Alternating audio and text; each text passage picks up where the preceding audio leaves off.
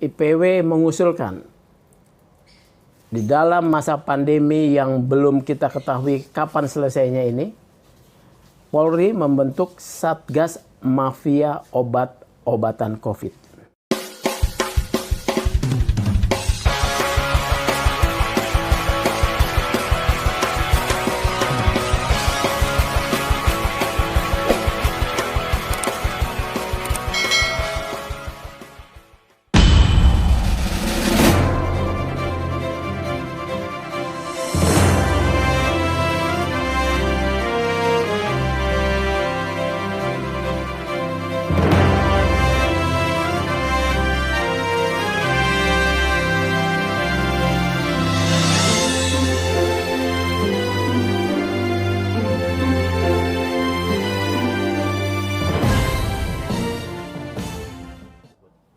Indonesia Police Watch mengapresiasi Polri yang melakukan penindakan hukum terhadap 37 orang yang melakukan penimbunan obat, menjual obat di atas harga eceran tertinggi, ya. Kemudian juga menimbun oksigen dengan tujuan kemudian dijual lebih mahal. Karena tindakan-tindakan menjual obat di atas harga eceran tertinggi, menimbun obat dan oksigen, ini adalah satu perbuatan tercela, ya. Kemudian tidak memiliki rasa empati terkait dengan penderitaan masyarakat yang sudah berat, ditambah lagi dibebani harus membeli obat dengan mahal dan sulit mencari oksigen. Nah, bahkan akibat kelangkaan oksigen ya kita tahu banyak yang meninggal. Oleh karena itu, penindakan oleh Bareskrim Tipideksus terhadap 37 orang yang diduga sebagai pelakunya ini, Indonesia Police Watch sangat mengapresiasi. Tetapi kami juga memberikan catatan-catatan, ya. Kita tahu bahwa pandemi ini sudah hampir 1,5 tahun.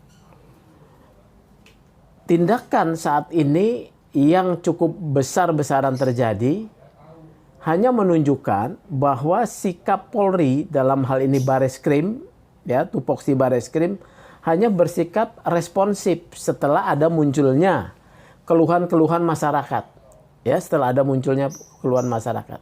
Padahal kita tahu jargon Pak Kapolri presisi, predictive, responsibility, ya, transparan dan berkeadilan.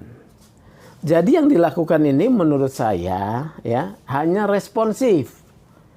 Kalau dilakukan prediktif, ketika mulai muncul pandemi, ya, pandemi muncul dan sudah diperkirakan akan terjadi banyaknya orang yang akan terkena, ini bisa diprediksi bahwa ada pihak-pihak yang akan bertindak tercela dengan menimbun obat agar terjadi kelangkaan, menimbun oksigen agar terjadi kelangkaan kemudian dijual lebih mahal, bahkan menaikkan harga eceran tertinggi.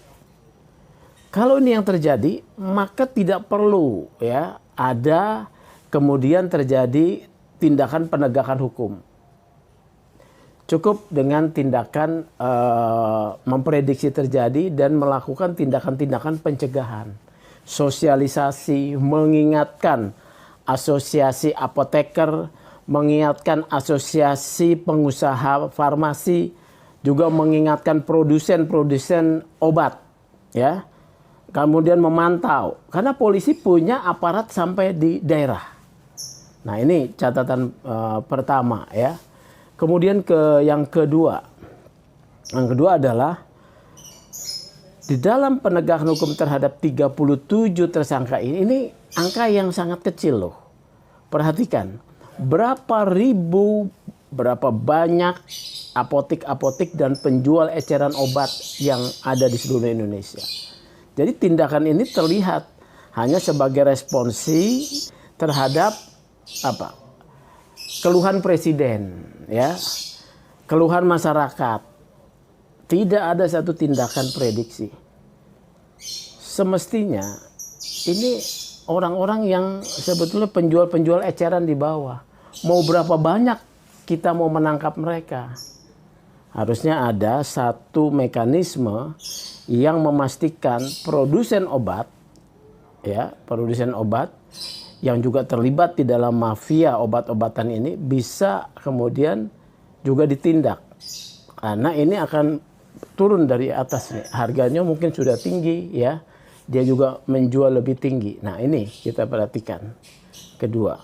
Yang ketiga, ada penerapan sikap diskriminatif, ya, dan tidak berkeadilan terkait dengan adanya satu perusahaan obat yang kemudian diselesaikan dengan restoratif justice, ya, diselesaikan dengan tidak dilakukan penegakan hukum sampai kemudian kepada vonis di pengadilan. Ini menimbulkan diskriminasi dan juga sikap tidak adil buat para tersangka lain. Oleh karena itu, untuk mengurangi prasangka yang kemudian atas kasus yang diselesaikan dengan restoratif justice ini,